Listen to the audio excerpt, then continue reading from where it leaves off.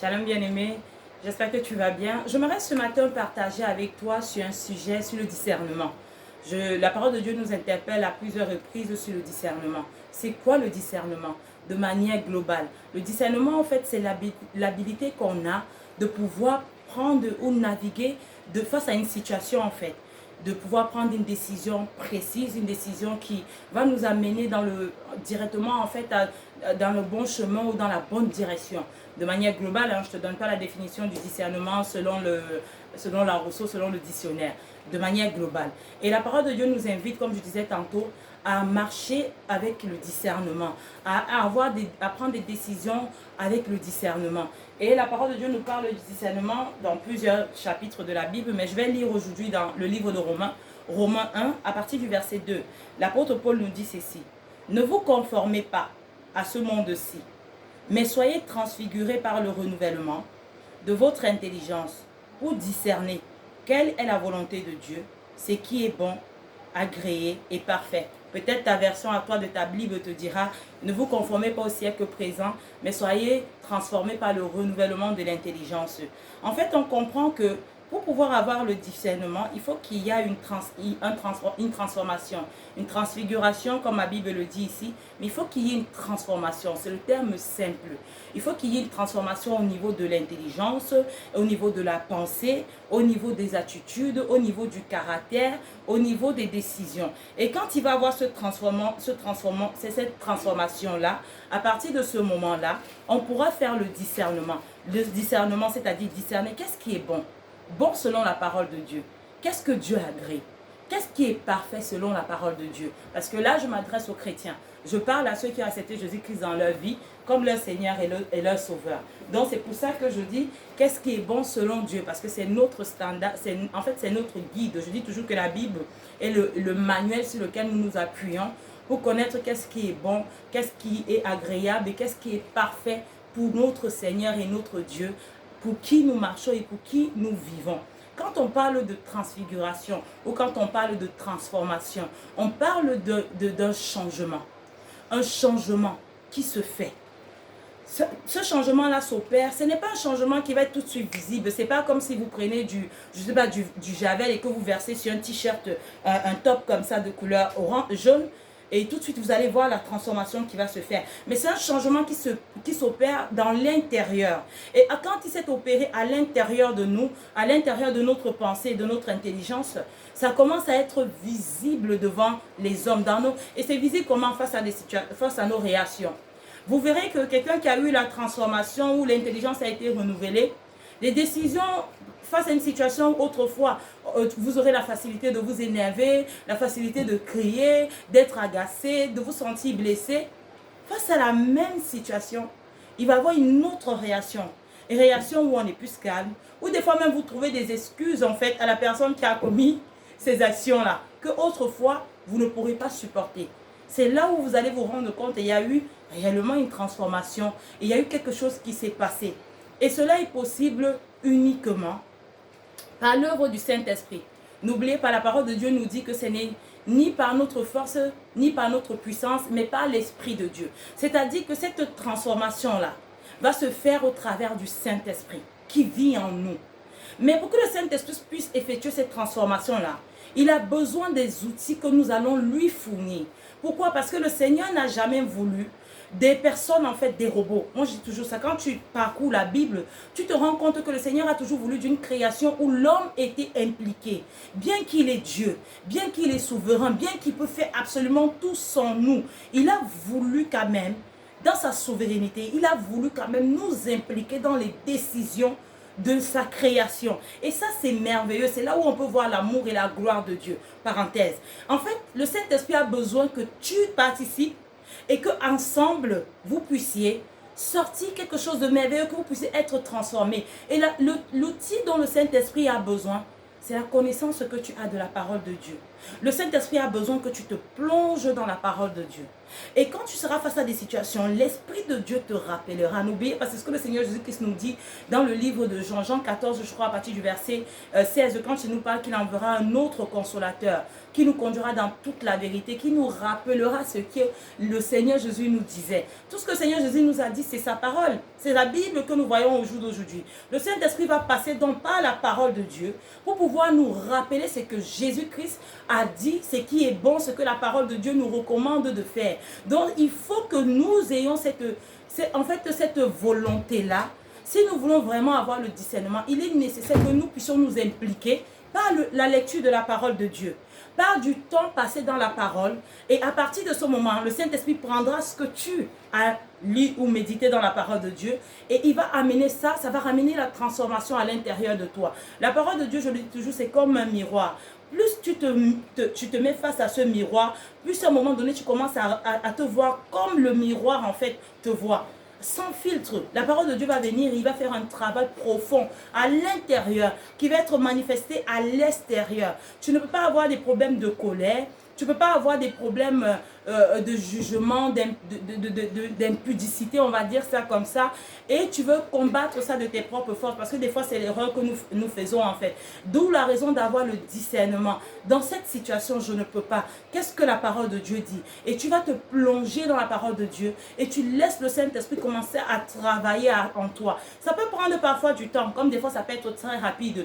Mais ce qui est sûr, c'est que si tu te plonges dans la parole de Dieu, le Saint-Esprit prendra de cette parole-là pour pouvoir travailler en toi et pour pouvoir te faire comprendre qu'en fait tu as la capacité au jour d'aujourd'hui de dominer peut-être par rapport à cette situation parce que la parole de Dieu le dit et parce que tu es avec Jésus-Christ, tu es en Jésus, tu es caché dans les lieux célestes avec Jésus-Christ, tu as la capacité et tu commenceras à méditer la parole de Dieu, à déclarer la parole de Dieu. N'oublions pas qu'il y a la puissance dans ce que nous déclarons. Tu ne déclareras plus de toute façon c'est foutu pour moi, ça ne sert à rien, je n'y arriverai jamais, je ne serai pas capable de faire les choses comme la parole me demande, je ne serai pas capable de changer. Ton discours en ce moment-là va changer. Ton discours va être, je puisse tout, pourquoi? Par celui qui me fortifie. Comme disait l'apôtre Paul, je puisse tout par celui qui me fortifie. En ce moment-là, tu vas commencer à déclarer la parole de Dieu. Et tu te rendras compte que la parole de Dieu va devenir, la parole de Dieu est esprit et vie. Elle va prendre de vie en toi. En fait, ton corps n'aura pas d'autre choix à un moment donné que de se soumettre à ce que la parole de Dieu dit. Parce que la parole de Dieu, elle est puissante. Parfois, ça demande du temps. Il ne faut pas s'éloigner. Le discernement va te donner, oui, j'ai cette difficulté que je vis. Oui, j'ai ces combats, j'ai ces limitations. Au jour d'aujourd'hui, j'ai encore du mal. J'ai du mal à atteindre les objectifs que je me suis fixés. Je n'arrive pas à respecter ce que je me suis dit. Mais tu vas continuer parce que tu as le discernement que la parole de Dieu est capable de faire un travail en toi. Par l'Esprit de Dieu qui est en toi, tu vas te poser et tu vas dire, Seigneur, oui, c'est difficile. Mais je crois. Parce que si ta parole le dit, ça veut dire que ta parole a la capacité de changer ces choses-là. Ta parole a la capacité de transformer. Et ça, je prenais l'exemple par rapport à une situation, ou bien par rapport même à une difficulté que nous rencontrons personnellement. Mais des fois, c'est face à des décisions qu'il faut prendre, des décisions d'avenir, des décisions, par exemple, dans le mariage. Je parle du mariage parce que c'est une grosse décision. Il ne faut pas non plus être dans la peur, mais c'est une décision qui peut détruire ou bien tout simplement nous donner de révéler ce que le Seigneur a déposé en moi ou en vous. Un mauvais partenaire, une mauvaise partenaire, ça peut tout simplement détruire et éteindre la mission et les dons que le Seigneur a déposés en vous. Même par rapport à un travail, un pays, un déménagement, l'éducation des enfants. En fait, le discernement est important au quotidien. Le discernement des esprits. Comme Pierre, quand l'apôtre Pierre est en train de dire à Jésus-Christ, quand Jésus-Christ les a dit que oui, il va aller à Jérusalem, il va souffrir, il va mourir, il va ressusciter. L'apôtre Pierre lui dit quoi? Que cela n'arrivera pas. Mais là, l'apôtre Pierre n'est pas conduit par l'Esprit de Dieu. Il aurait pu se dire, non, ce que je suis en train de dire, c'est logique, c'est bien. Je veux que mon maître, mon Seigneur, mon roi, celui en qui nous avons mis notre espoir, en fait, puisse rester avec nous. Parce qu'il pensait que Jésus était venu rester là.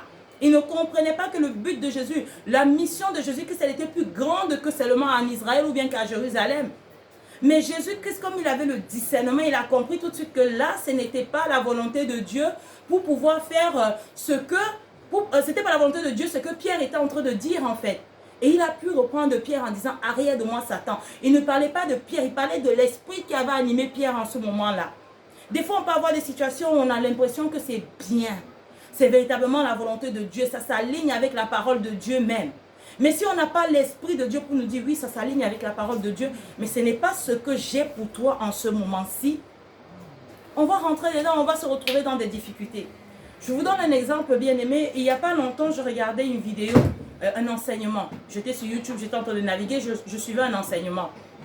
Et dans cet enseignement-là, la personne qui intervenait dans cet enseignement avait des choses très pertinentes. Vraiment, c'était des choses qui avaient, je sentais que c'était poussé vraiment de la connaissance de la parole. Il y avait une connaissance, cette personne avait une certaine connaissance des Écritures. Et parfois, quand j'écoute la parole de Dieu, par la grâce de Dieu, parce que ce n'est pas par mes propres forces, quand je ne suis pas en train de suivre cet enseignement-là, peut-être quand je suis à la cuisine, ou peut-être quand je suis en train de faire quelque chose en fait, quand je ne suis pas occupée, en général, si je suis posée et que je suis un enseignement, je vais avoir la version Bible sur le téléphone, et je suis l'enseignement et je vérifie chaque verset qui est donné, pas pour être dans la contradiction ou bien pour chercher forcément le mal, hein. Et c'est même biblique ça, c'est biblique parce que quand on regarde, je vais partager un verset avec vous qui se trouve dans le livre des Actes, Acte 17 à partir du verset 10, à partir du verset 10, on nous parle de Paul et Silas à Bérée, c'était une ville. On nous dit, je vais lire à partir du verset 10 bien aimé, le verset 10 nous dit ceci, aussitôt les frères firent partie de nuit Paul et Silas pour Bérée. À leur arrivée, ils se rendirent à la synagogue des Juifs. Ceux-ci avec des meilleurs sentiments que ceux de Thessalonique. Ils accueillirent la parole avec beaucoup d'ardeur, en examinant chaque jour les Écritures, pour voir si ce qu'on leur disait était exact. Vous voyez plus haut qu'on dit qu'ils avaient des bons sentiments. C'est-à-dire que ce n'étaient pas des personnes qui étaient animées des sentiments impurs pour être dans le conflit. Parce que des fois, c'est comme ça. Il y a des personnes qui sont là pour chercher en fait la petite bête dans l'enseignement que tu es en train de donner pour tout simplement dire que tu n'es pas de Dieu.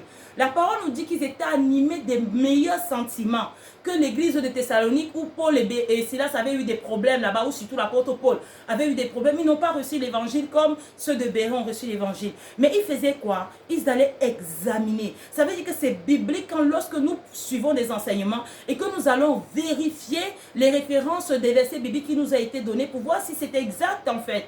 Parce que n'oublions pas, nous sommes des hommes. La parole de Dieu dit que nous prophétisons en partie, nous connaissons en partie. Si vous voulez regarder dans le livre de Samuel, on parle du prophète Samuel. On dit du prophète Samuel que sa parole ne tombait pas au sol.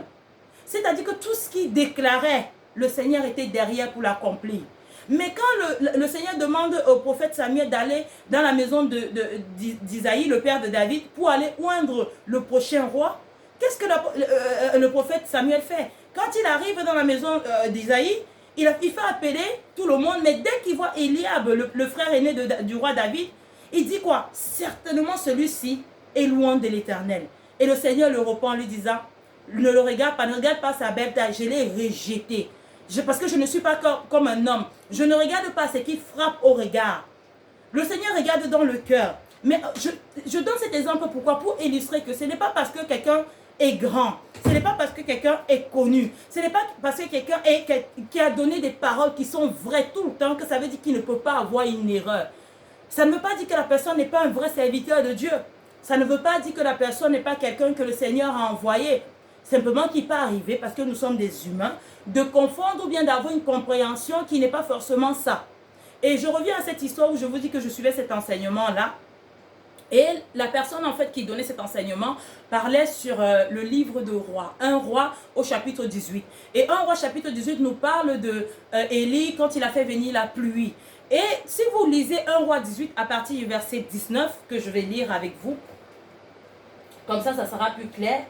Je pense que je vais prendre plutôt mon téléphone pour partager ça avec vous. 1 roi 19 nous dit ceci, bien aimé. 1 roi 19 que je me mette dessus. 1 roi 18 à partir du verset 19 plutôt. C'est ça. Je vais même lire un peu plus haut. Je vais prendre à partir du verset 17. Élie s'était caché. Le Seigneur avait caché Élie au torrent de Guéhi pendant un moment et tout ça. Et là, le Seigneur avait donné l'instruction à Élie de retourner à Jérusalem parce qu'il allait faire venir la pluie. Au verset 17, on nous dit ceci. À peine Akab, là c'est Akab le roi en ce moment-là qui rencontre le prophète Élie. À peine Akab aperçut-il Élie qui lui dit, est-ce toi qui jettes le trouble en Israël? Élie répondit, je ne trouble point Israël, c'est toi, au contraire, et la maison de ton père, puisque vous avez abandonné les commandements de l'Éternel, et que tu es allé après les Baals. Fais maintenant rassembler tout Israël auprès de moi, à la montagne du Carmel, et aussi les 450 prophètes de Baal, et les 400 prophètes d'Astarté, qui mangent à la table de Jézabel. Et par la suite, qu'est-ce que Akab a fait? Le roi Akab envoya des messagers vers tous les enfants d'Israël.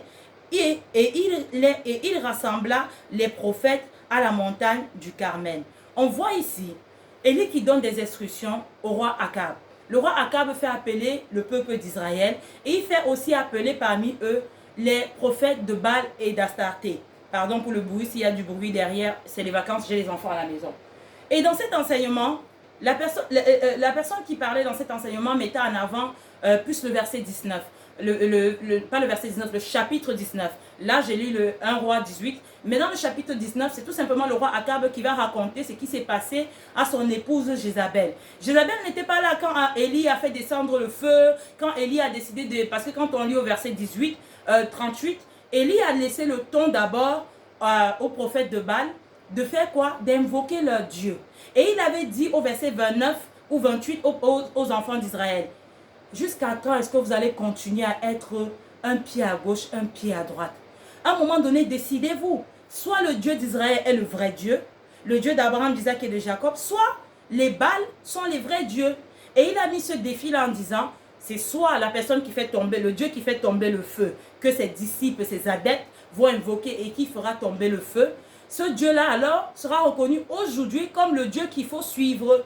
Et c'est ce qu'Élie a fait. Il a laissé le temps à ces prophètes de Baal-là d'invoquer leur Dieu Baal pendant des heures. Ils ont invoqué leur Dieu Baal, ils ont tout fait. Le feu n'est pas descendu, l'holocauste n'a pas été consumé. Tout était là, le bois était là, l'offrande était là, tout était là. Rien n'a été consumé.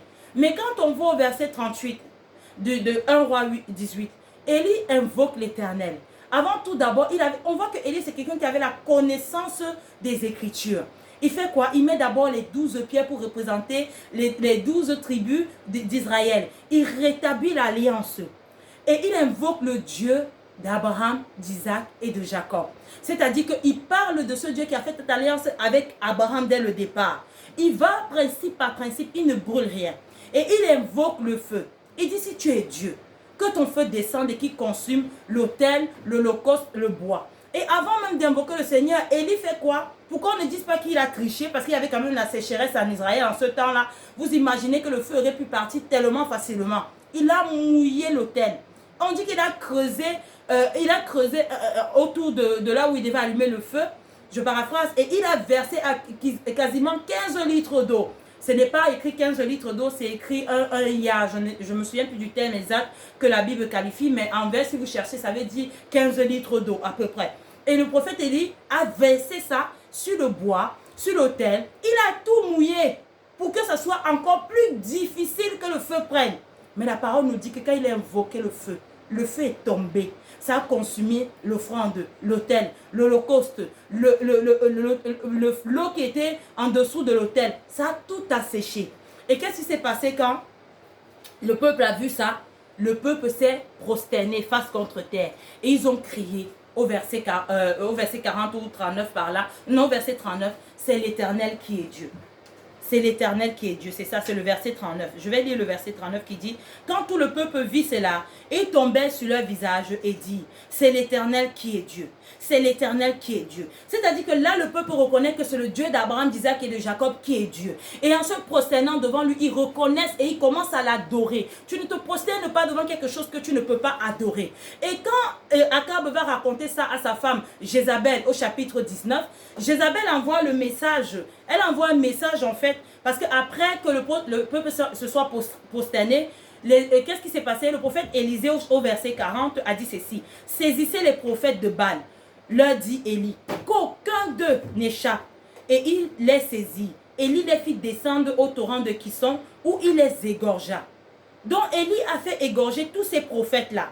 Quand Élie a fini d'égorger les prophètes, Je vais lire le chapitre 19 à partir du verset 1. Akab rapporta à Jézabel tout ce qu'avait fait Élie et comment il avait tué par l'épée tous les prophètes. Jézabel envoya un messager à Élie pour lui dire que les dieux me traitent dans toute leur rigueur si demain, à cette heure, je ne fais de ta vie ce que tu as fait de la vie de chacun d'eux.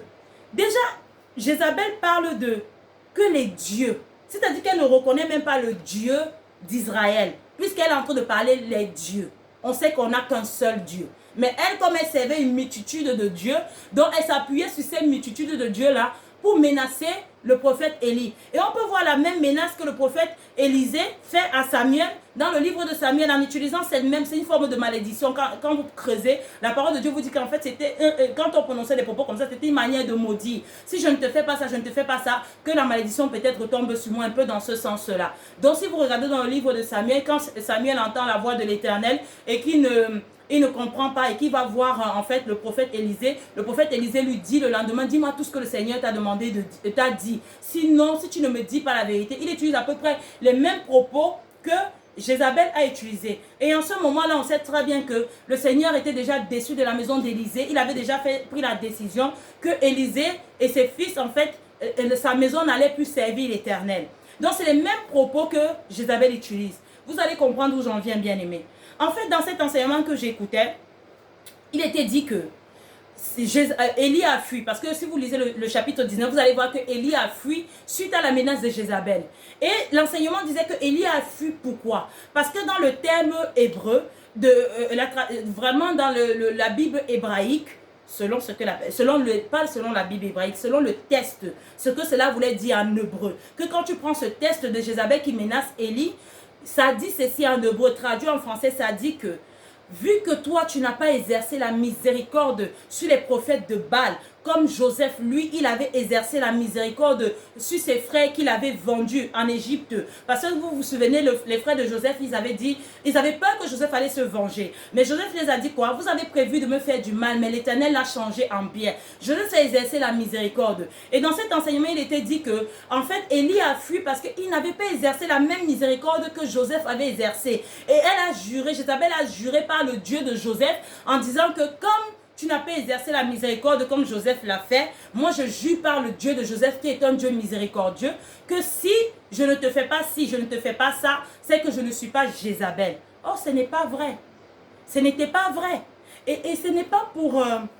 ce que je raconte cette histoire-là, ce n'est pas pour amener le jugement sur l'enseignement. C'est encore pour nous interpeller sur l'importance du discernement. L'importance de connaître qu'est-ce que le Seigneur dit dans sa parole. C'est pour ça que je prends la peine d'aller dans beaucoup de versets, dans beaucoup de chapitres de la Bible, pour que nous puissions comprendre ce que j'ai envie d'illustrer et l'importance de discerner. Et ce discernement ne se fera que par la parole de Dieu. Parce que l'action que Élie a fait d'égorger les prophètes de Baal, Élie a obéi à la parole de Dieu.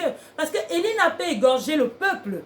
Parce que j'ai voulu lire au verset 17 et au verset 18-19 pour bien illustrer le fait que Élie sépare le peuple d'Israël et les prophètes de Baal. Akab, quand il fait appeler le peuple, il envoie les messagers aux Israélites et il fait monter les prophètes de Baal. Donc, c'est-à-dire qu'il y a une grande différence. Il y a une grande différence, non, mais il y a une différence qui précise comme quoi, dans ce lieu-là, au Mont Carmel, il y avait des Israélites, mais il y avait aussi les prophètes de Baal. Ça ne veut pas dire que les prophètes de Baal n'étaient pas d'Israël, mais c'était des personnes qui avaient détourné le peuple de Dieu du véritable évangile, du vrai Dieu, puisqu'il les a menés avec le soutien malheureusement de Jézabel à adorer un autre Dieu que le Dieu d'Abraham, d'Isaac et de Jacob en fait. Et Élie connaissait ça, Élie connaissant la parole de Dieu, il les a fait égorger, il n'a pas égorgé le peuple, il a égorgé les prophètes de Baal. Pourquoi? Je vais vous amener cette fois-ci dans le livre de Deutéronome, Deutéronome 17. Deutéronome 17, à partir du verset 2, nous dit ceci, je vais lire avec vous. Il se trouvera peut-être au milieu de toi, dans l'une des villes que l'Éternel ton Dieu te donne, un homme ou une femme faisant ce qui est mal aux yeux de l'Éternel ton Dieu, et transgressant son alliance, allant après d'autres dieux, ce que les prophètes de Baal avaient fait, allant après d'autres dieux pour les servir et se prosterner devant eux, après le soleil, la lune et toute l'armée des cieux. Ce n'est point là ce que j'ai commandé L'Éternel n'a pas commandé au prophète au peuple d'Israël d'aller se prosterner devant un autre Dieu. Mais les prophètes de Baal ont amené le peuple de Dieu, les Israélites, à se prosterner devant d'autres dieux. Donc Élie connaissait ce que la parole de Dieu dit. Et la parole de Dieu dit ceci à partir du verset 4. Dès que tu en auras connaissance, dès que tu l'auras appris, tu feras avec soin des recherches. La chose est-elle vraie? Le fait est-il établi? Cette abomination, parce que c'est une abomination aux yeux de l'Éternel, que son peuple se prosterne devant d'autres dieux, cette abomination a-t-elle été commise en Israël? Alors tu feras venir à tes portes l'homme ou la femme qui sera coupable de cette mauvaise action, et tu lapideras ou puniras de mort cet homme ou cette femme. Élie a exécuté ce que la parole de Dieu nous dit. Là, ce n'est plus comme ça au jour d'aujourd'hui. On est dans la loi, on est dans une nouvelle alliance de la grâce. Mais à ce moment-là, c'est ce que Élie a mis en avant, ce que la parole de Dieu recommandait. Il connaissait la parole de Dieu, il avait le discernement. Raison pour laquelle il a égorgé les prophètes de Baal. Donc, pour dire que quand, dans cet enseignement, il était illustré que le prophète Élie a fui face à la menace de Jézabel, parce que Jézabel avait juré par le Dieu de Joseph, c'est faux. Jézabel n'a jamais juré par le Dieu de Joseph. Et Élie n'a jamais agi selon ses propres actions. Il n'a pas été sans miséricorde. Il a exécuté le jugement de Dieu. Il a mis en avant ce qui était le trouble, qui troublait la vie des Israélites, qui troublait la relation, l'intimité du peuple d'Israël avec leur vrai Dieu. Il a rétabli l'ordre. Il a fui tout simplement parce que il était un homme. Et il nous arrive souvent, bien que nous connaissons la parole de Dieu, devant des situations d'embrasser le découragement, de douter. Ce n'est pas ce que nous sommes supposés faire, mais il nous arrive. Et par la suite, on peut voir que le Seigneur est fidèle parce qu'il a rejoint Élie dans cette grotte où il était allé se cacher. Donc tout ce que j'étais en train d'illustrer, bien aimé, c'est pour nous dire que le discernement est important. Si tu as le discernement, et le discernement viendra uniquement au travers de la parole de Dieu. Pas de tes principes, pas de tes valeurs. Même si tes valeurs sont bonnes, elles peuvent être contraires à la parole de Dieu. C'est pour ça qu'il est important de se mettre au miroir de la parole de Dieu. On regarde quand le Seigneur vient dans le rêve vers le roi Salomon et qui bénit le roi Salomon. On dit que le roi Salomon avait fait des grandes offrandes. C'était tellement énorme son offrande qu'au jour d'aujourd'hui, peut-être dans ta situation, tu as envie de faire une grande offrande comme le roi Salomon au Seigneur. Peut-être même tu as les moyens d'offrir des grandes choses au Seigneur, à la maison de l'Éternel, à des orphelins, à des gens qui sont dans le besoin, aux nécessités. C'est bien de faire ça. Mais quelle est la plus grande offrande que tu peux faire au jour d'aujourd'hui dans ce monde-ci où tout le monde court, où les gens n'ont plus le temps, dans cette génération popcorn, cette génération fast-food comme je dis, tu as commandé, tu as reçu. C'est de prendre le temps et de te plonger dans la parole de Dieu. Et ça sera pour ton bien. La parole de Dieu va t'amener le discernement. La parole de Dieu va t'amener la compréhension. La parole de Dieu va t'épargner bien de douleur et bien de peur. Bien de pleurs, bien aimé. La parole de Dieu va t'épargner. Il y a beaucoup de choses que j'ai commises dans ma vie, des actions que j'ai faites, des décisions que j'ai prises parce que je n'avais pas la connaissance de la parole de Dieu. Au jour d'aujourd'hui, est-ce que j'ai cette connaissance comme j'aimerais l'avoir? Non, pas encore. Je suis encore sur le chemin, mes bien-aimés. Je suis encore en train de demander au Seigneur de me donner la force de me plonger dans les Écritures, d'être rempli, d'être versé dans les Écritures. Parce que quand tu connais la parole de Dieu, cela t'évite bien de tourments. Des fois, je sais aussi que c'est compliqué de comprendre la parole de Dieu. Parfois, on lit, on ne comprend absolument rien. Mais nous avons le Saint-Esprit. Il faut comprendre que quand tu acceptes Jésus-Christ, la chose qui se passe, c'est que le Saint-Esprit vient habiter en toi. Et si tu ne le considères pas et que tu ne parles pas avec lui, ça va être compliqué pour toi de pouvoir le demander, de t'expliquer les choses. Moi, des fois, tu me trouves en train de lire la parole, en train de discuter avec le Saint-Esprit. Moi, ce n'est pas étrange chez moi. Mes enfants, ils savent que tu vas me trouver dans la chambre en train de parler. Maman, tu parles avec le Saint-Esprit. Et ça ne les choque pas. Parce que j'ai appris à parler au Saint-Esprit. Parle au Saint-Esprit, bien-aimé. Demande au Saint-Esprit. Il est écrit dans le psaume 119 au verset 18.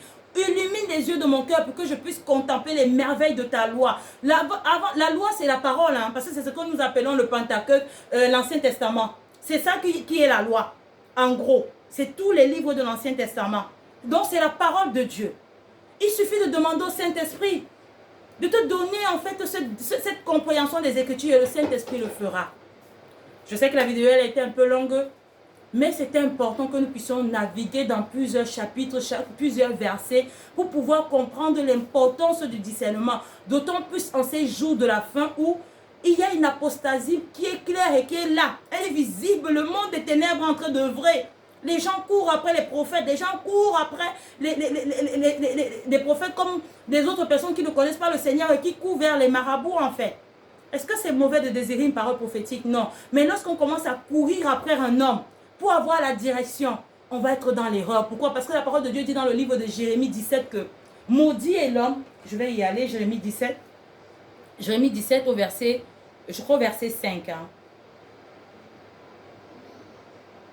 Jérémie 17, à partir du verset 5, c'est ça. Ainsi parle l'Éternel. Maudit soit l'homme qui se confie dans l'homme, qui prend la chair pour son appui et qui détourne son cœur de l'Éternel. Ce n'est pas le fait de se confier à un homme qui amène la malédiction. C'est dès lors que tu commences à prendre appui sur cet homme-là. Parce que quand quelqu'un t'a donné une parole qui est véridique, qui s'est révélée être vraie, tu as tendance, bien aimé, ton cœur a tendance à vouloir s'attacher à cette personne-là, à vouloir toujours recevoir des paroles de ces personnes. Je le sais, parce que le Seigneur m'a déjà utilisé pour le prophétique. Et moi-même, c'est quelque chose que je sais que si tu ne fais pas attention, si tu ne pointes pas les gens vers le Seigneur, ils vont se tourner vers toi. Et ton cœur va se détourner de l'Éternel et ça va amener la malédiction sur toi. Il est important, mes frères et sœurs, que nous tournons nos cœurs vers le Seigneur. Et je vais prier pour ça, pour terminer. Père éternel, je viens te rendre grâce pour ce message que tu nous as donné. Je prie au nom puissant du Seigneur Jésus-Christ que quiconque va tomber sur ce message, que ce message l'interpelle et que ce message fasse un travail profond à l'intérieur de lui et déclenche en lui le désir de se plonger dans la parole, afin d'examiner la parole comme les chrétiens de Béret le faisaient, avec des meilleurs sentiments, avec des bons sentiments, avec un état de cœur pur, tout simplement pour te connaître et connaître ta volonté au nom de Jésus. Je prie au nom puissant du Seigneur Jésus-Christ pour le discernement, Seigneur, dans les situations, dans nos décisions, que nos cœurs soient tournés vers toi, que nos vies soient pour toi, que nos vies, Seigneur, soient pour connaître la vérité de ta parole, afin de le mettre et de la mettre en pratique pour notre bien-être au nom de Jésus. Saint-Esprit, je te demande pour tous ceux qui désirent comprendre les Écritures et qui n'ont pas encore cette facilité, cette compréhension, accorde-les la grâce de comprendre ta parole, afin, Seigneur, d'éviter bien de tourments au nom de Jésus-Christ. Parce que oui, tu es celui qui nous donne de comprendre les Écritures. C'est toi qui nous donne de comprendre les Écritures selon la volonté de Dieu, parce que tu es Dieu. Et je te recommande, mes frères et sœurs, je te prie pour ceux qui traversent des situations difficiles, ceux qui sont sur le point d'abandonner. Je prie que ta présence, Seigneur, les enveloppe au nom puissant du Seigneur Jésus-Christ et qu'ils aient la force, Seigneur, par le renouvellement de l'intelligence, de continuer et d'aller de l'avant et de vivre pour toi, de s'attacher à toi, de te désirer, Seigneur, au travers de ta parole et de grandir, Seigneur, pour être une source de bénédiction pour les autres, pour pouvoir prier, intercéder, marcher dans la vérité et grandir dans tes voies au nom puissant du Seigneur Jésus-Christ. Que ta paix, que ta joie, que ta bonté, que ta faveur, Seigneur, localise chacun de mes frères et de mes sœurs au nom puissant du Seigneur Jésus-Christ. Ainsi j'ai prié. Amen. J'espère que tu as été béni, bien-aimé. Et si tu ne connais pas Jésus-Christ, je ne le dirai jamais assez. Il n'y a pas de vie en dehors de Jésus. Moi, j'ai parcouru le monde. Moi que tu vois là, moi. J'ai parcouru le monde, bien-aimé. J'ai fait des choses dont je n'en suis pas fière.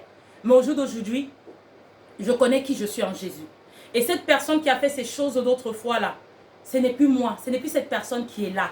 Parce qu'au jour d'aujourd'hui, l'Esprit de Dieu vit en moi. Et mon passé ne me condamne plus, ça ne me juge plus. Il n'y a plus la culpabilité sur mon passé. Mon passé est devenu un témoignage. Et je peux me tenir au jour d'aujourd'hui par la grâce de Dieu pour te parler de la parole de Dieu. C'est pour te démontrer à quel point notre Dieu est bon, il est généreux. Oui, tu peux être gentil, tu peux avoir une vie droite, tu peux ne même pas commettre des erreurs comme moi j'ai fait. Mais si tu n'as pas Jésus, tu n'as rien. Tu n'as rien.